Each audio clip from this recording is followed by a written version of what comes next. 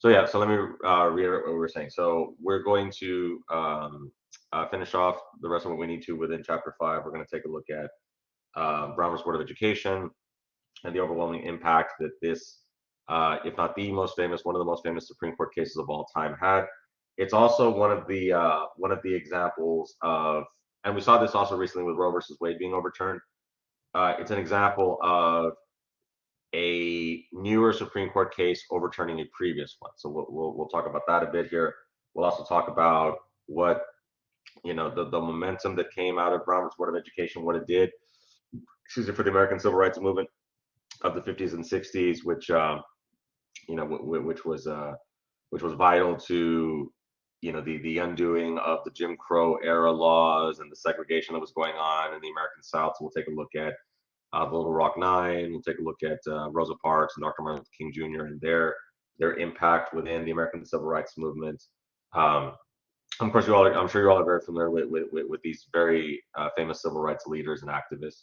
And we'll also take a look at how their efforts contributed to the passage of two very important pieces of legislation: the Civil Rights Act of 1964, the Voting Rights Act of 1965. So that's pretty much what we'll take a look at. So we're gonna have to cut this chapter a little bit short because, like I said, we're gonna leave a little bit early, and plus we do have to get to chapter 6 after spring break. But again, we'll cover the main points of what we need to here. So I'm going to share the screen. All right, okay. So let's get this going, and let's take a look at why the Brown versus Board of Education case came about here. So, in terms of what was going on after, during, and of course after the conclusion of World War II, attitudes on racial discrimination began to change. World War II had a very important impact on the concept of civil rights in America because a lot of people were making the argument that here's the United States being part of the Allies, defeating Nazism, defeating fascism in Italy, and also defeating the Japanese. Obviously, of course, three countries that were in violation of civil rights is an understatement, right? Obviously, of course, the Nazis with the Holocaust and all that stuff.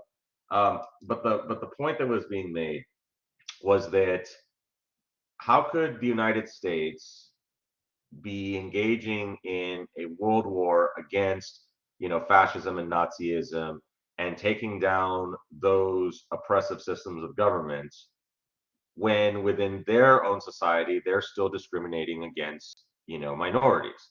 So that was a very powerful argument. President Truman addressed racial discrimination with the 1946 President's Commission on Civil Rights. The commission detailed the problems with racial discrimination in its 1948 report. To secure these rights, the commission severely criticized America's system of racial segregation and suggested ways in which the problem of segregation might be resolved. So after the conclusion of World War II, President Truman was interested in investigating the circumstances surrounding discrimination that was going on in the country at the time. One of the examples of the research that they had done is that they had looked at the let's see if it talks about it here in the next one. Okay, no, so I'll talk about it right now, right? One of the observations that was made was that you did have fully integrated units in the United States military during World War II. And so they were interested in seeing, like, okay, so how did that work? Was there any issues related to race with having whites and African Americans and Hispanics serving because I'm not sure if you all are familiar that a lot of Hispanics also served in World War II, right? So so was there any issues with the integration of these minority groups serving alongside white people here within within the infantry, within the cavalries and the units and all that stuff. And so the research came back and saying that no, there really wasn't an issue with this. So that was a strong argument to make to where could we start to roll back this discrimination that was going on. And of course, you also have to remember that this was also very psychologically damaging for a lot of these veterans. These veterans, minorities. Like some of these famous groups like the Tuskegee Airmen, right? The Navajo Code Breakers. very vital to the United States, winning World War II. But yet these groups, when they would come back home, were being subjected to discrimination again, right? So again, the idea was how could they go and fight for freedom abroad, but yet they weren't afforded freedom themselves here at home, right? It's definitely, you really can't argue against that, right? It doesn't make sense logically to be doing this, right? And so we do see that the Supreme Court also picks up on this, so to speak, where the tide of legal opinion starts to change, right? The Supreme Court began to change its position on racial discrimination. So in 1938, the court rejected the policy of paying tuition for qualified blacks to out-of-state law schools rather than admitting them to University of Missouri Law School, because what was going on in the American South was that you had these. What was happening was that the southern states, rather than allowing for African American students to study at their own state universities and colleges, instead they would pay for them to go out of state. So here, the Supreme Court ruled that policy, was invalid, right? That it was unconstitutional. That the southern states could not be sending these African American students out of state, to go study somewhere else. And this was something that was going on rampantly throughout, the American South, right? Dr. Martin Luther King Jr. had to leave. He had to attend a seminary school up in the Northeast, right? Because he couldn't study. He couldn't study locally because of the rampant discrimination that was going on. In 1950, the Supreme Court ordered the admission of African Americans to all white law schools. So again, so not just now it continues, right? So now, several years later, now this legal, doctrine continues to where now they have to be admitted as well into the law schools, right? And then the 1954 Supreme Court case Shelley v. Kramer ruled against what were called restrictive covenants. So these restrictive covenants were widely used in sales contracts for homes, requiring the buyer never to sell the home to a non-Caucasian, non-Christian, and so on. So basically, what you had was you had these state laws that were saying, if you sell your house, you cannot. If you're a white person and you sell your house, you cannot sell it to a non-white person. So the Supreme Court also ruled that this was also unconstitutional. That people should be able to have the right to sell their house to whoever they want to, right? And that race should not be a criterion for deciding whether people should be able to afford a house. If they can afford it, they should be able to afford it, right? They should be able to engage in those contracts to purchase it, right? So again, the reason why these Supreme Court cases are important is because when we get to Brown versus Board of Education right now, I want for y'all to see where the court was moving. The court was moving in this direction. The court was moving in this direction of, expanding civil rights and affording more, civil rights to these minority groups. Another case that was also adjudicated around the same time was the Hernandez v. Texas case. This is also an important case that's also mentioned here in the book, but so we'll talk about it here really quickly. The Hernandez v. Texas case involved this guy from Jackson County. I don't know if you're all familiar. Jackson County is where Edna is. Edna is a little bit close to Victoria, right? If you're going on 59 to Houston, so that's in that area, right? So you had this situation where this guy got in this bar fight again, and another bar fight, right? Down the Arizona, all these different cases, Gideon versus Wainwright, right? So a lot of these cases, involving trouble at a bar, right? So this guy gets in a bar fight.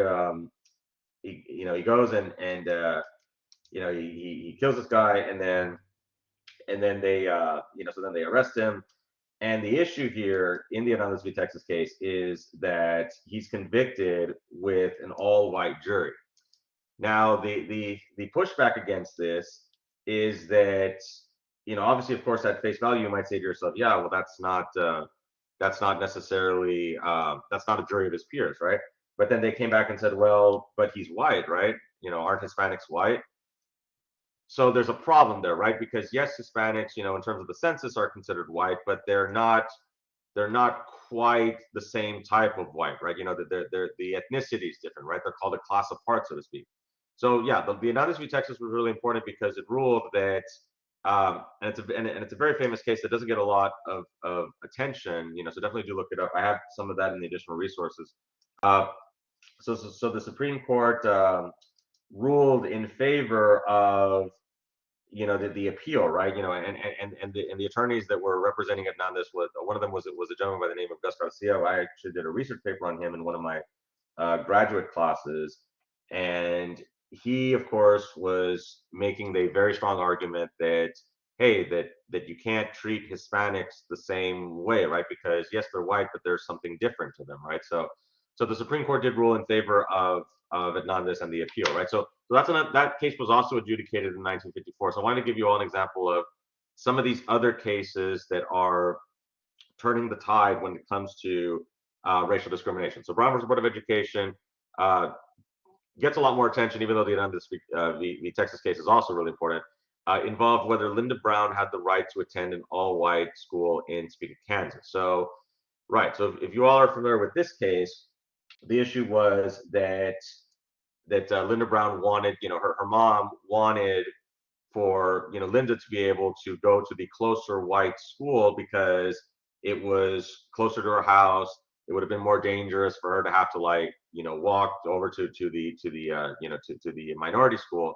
Um, but the school district denied this, right? So the NAACP, led by Attorney Thurgood Marshall, who would later become the first African American to serve on the Supreme Court, argued for the court to overturn the separate but equal doctrine.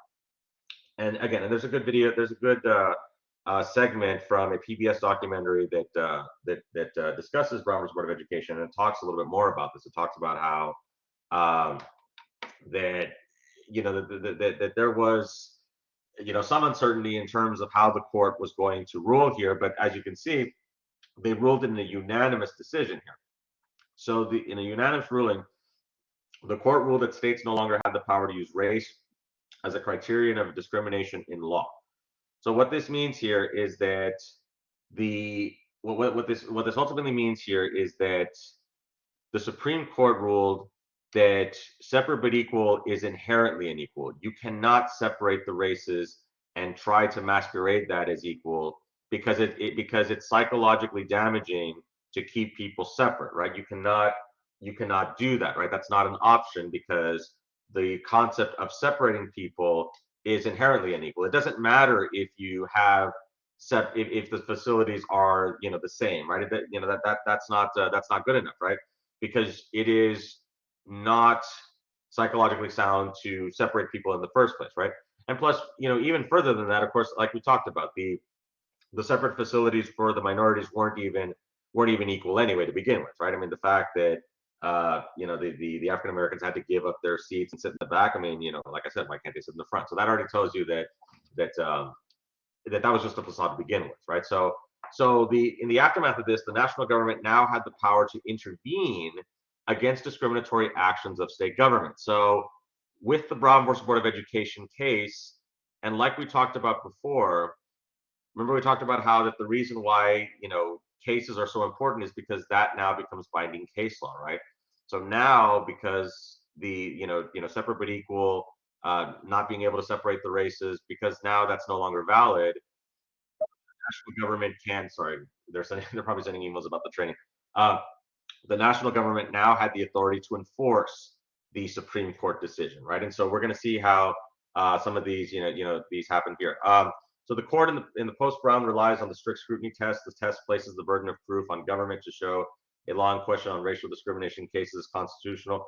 Basically, what the strict scrutiny test means is that if the government is going to implement some sort of law or policy that's race-related, the government has to prove that there has to be a strong burden of proof to prove that that there's a constitutional reason for it, right? So if the government is going to pass anything having to do with race, they have to make that strong argument in terms of that it's not discrimination, right? That's basically what it's talking about here. Most states initially refused to cooperate with the new laws. Sorry that I'm going a little bit fast, but we have about 15 minutes, so I definitely want to try to finish up here. And even when de jure by law segregation ended, de facto by fact segregation remained. So what this means is that even though we have the case law, right? We have the law of the land that says that discrimination is no longer valid in the schools. We're going to see that the South basically dragged their feet and in a lot of cases basically ignored the Supreme Court decision. And it wasn't until the federal government stepped in and had to enforce the Supreme Court decision, right? So of course we obviously have Little Rock Nine here. Um, this, of course, was really important, right? So after Brown, Southern states responded with a delaying tactic commonly called massive resistance. Most plans of massive resistance were struck down by the federal courts as unconstitutional, and you can even see that some of these states even went even further than this, right? So we see what happens here in Arkansas, right? So um, President Eisenhower was forced to send in U.S. troops to integrate Little Rock Central High School in 1957 to enforce the Brown versus Board of Education order. This happened in response to Arkansas Governor Orville Faubus's refusal to follow a federal court order to integrate the schools, right? So basically, there were lawsuits going on in response to Brown versus Board of Education. You had the states and school districts that did not want to integrate. They were trying to, again, trying to drag their feet, tie it up in litigation. But then the federal courts ultimately ruled that, and it wasn't a hard ruling, right? The federal courts are basically saying, look, this is the law of the land. Brown versus Board of Education is very clear that you cannot discriminate people in education based on race, so you have to integrate the schools. So President Eisenhower needed to send U.S. troops to ensure that the Little Rock Nine were able to actually attend their high school, right? And this was going on in other states as well, right? Like at the University of Alabama with Governor Wallace, right? If any of you have seen the movie Forrest Gump, there's a scene there, right, where they're showing that, right? Where they're showing the resistance that's going on to African American students wanting to attend the University of Alabama. So this, of course, was something that was going on in the American South for many, many years after Brown versus Board of Education. Pupil placement laws replaced massive resistance, right? They put the burden of transferring to an all-white school on minority children and their parents, right? So pupil placement also was another tactic where they would try to put extra, where the minorities would have to jump through extra hoops, hurdles to try to get their kids to be able to attend these schools here, right?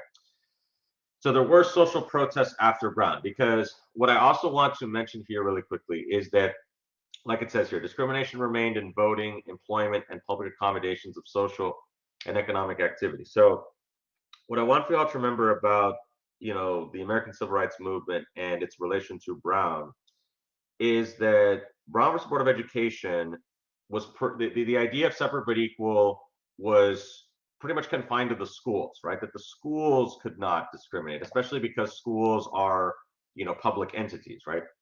They operate on, from taxpayer money.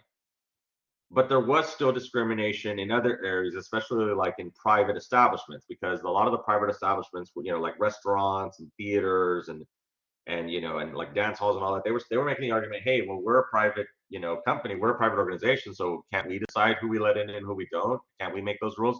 So that was the argument that they were making, which we'll see how that argument ultimately, crashes here, with the passage of the Civil Rights Act here. And we also, of course, see the Civil Rights Act is the culmination of a lot of the organizing and the protesting and the effort that was led by a lot of these civil rights leaders, right? So organized demonstrations mounted after the Brown decision. We had the Montgomery bus boycott, which resulted after Rosa Parks refused to give up her seat, leading to the boycott organized by Dr. Martin King Jr. So I'm sure you all are very familiar with Rosa Parks and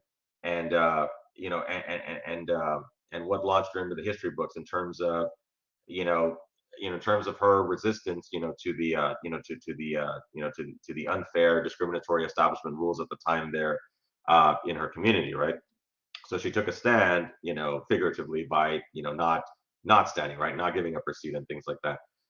So ultimately, of course, she was arrested, but this galvanized the community to where for over a year, Dr. King organized the Montgomery bus boycott to where African Americans were not going to be using the city of Montgomery, Alabama, bus system. And so ultimately, this resulted in the Supreme Court ruling in another case. So not only were they boycotting, but they were also filing lawsuits, because what the NAACP and these other organizations were doing was that they were trying to use the logic behind Brown versus Board of Education and tie it to other areas, because it's a pretty good argument, right? Because the argument they were making is, look, so in education, discrimination is no longer valid. So why is it valid in all these other areas, right? Especially in other public accommodations, right? So the buses are public, because they're run by the city, right? So they're also run by taxpayer money.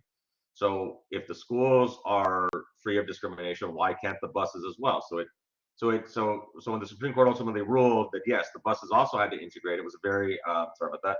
It was a very sound argument to make, right? And so of course we also have Dr. King's famous March on Washington, 1963, where Dr. King gave his famous "I Have a Dream" speech, which if you all have, I'm sure you all have seen that speech. They if you've all taken like communications classes, speech classes, that's always one of the top speeches that's always covered because it's definitely regarded as, if not the greatest speech in human history, definitely one of the greatest.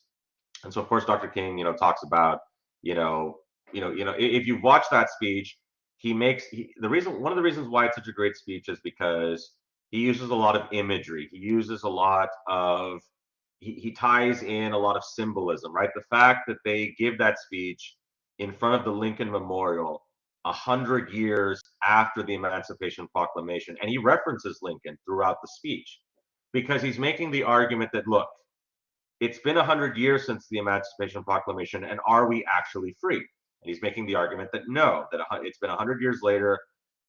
The African American community is still not free.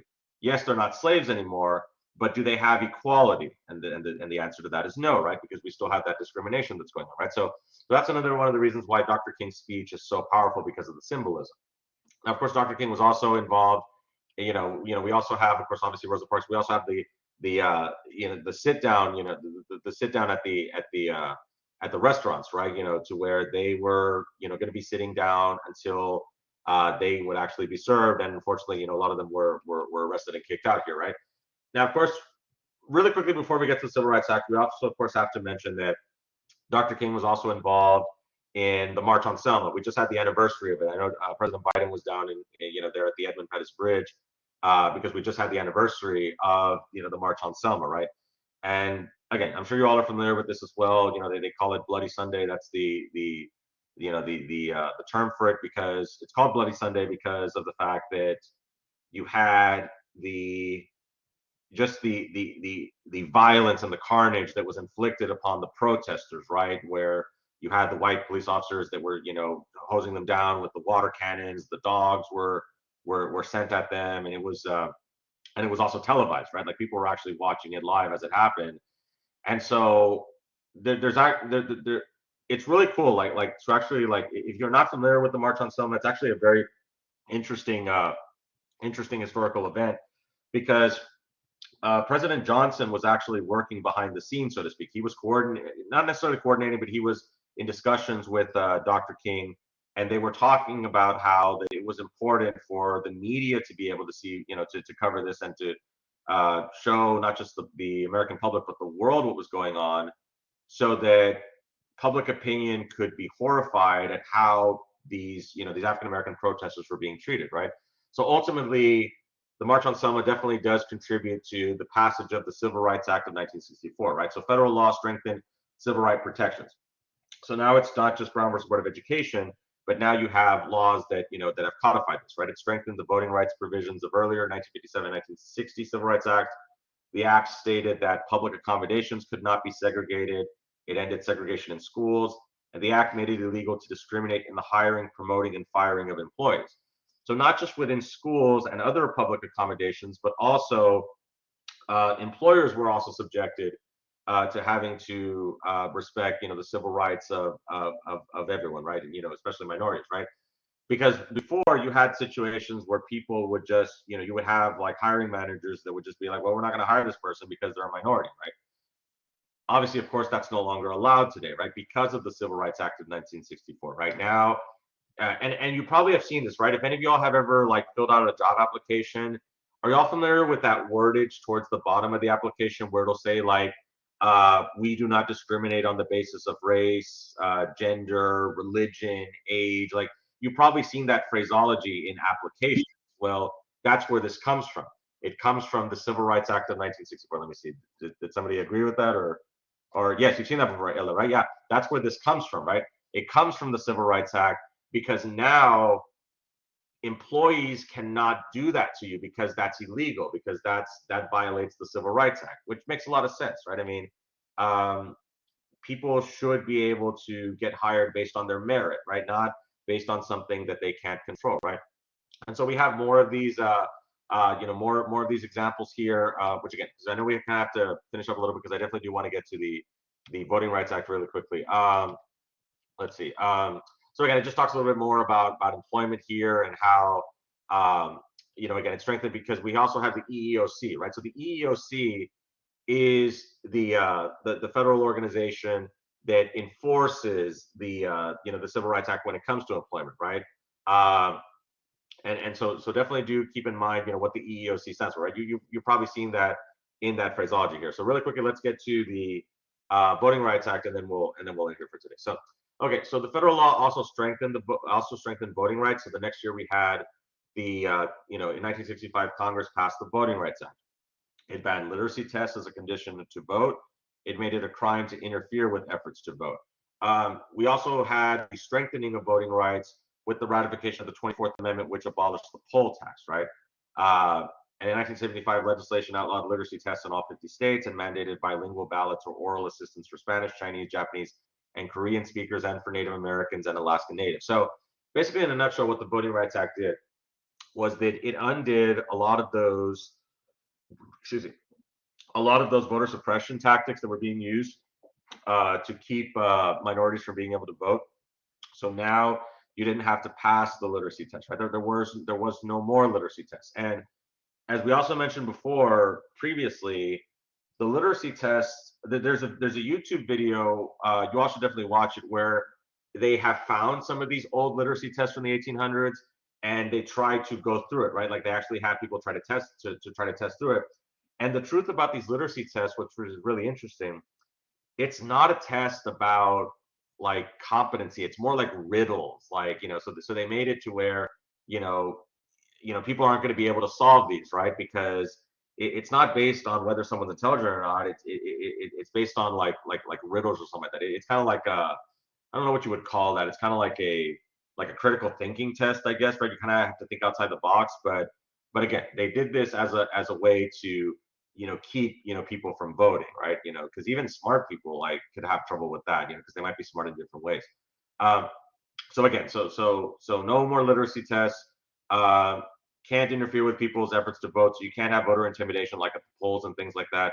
And of course, obviously, the poll tax was that you had to pay to vote, and also the ballots also had to be translated, right? So you couldn't just have English only ballots, right? So people, so, and again, this makes sense because we do not have an official language, right?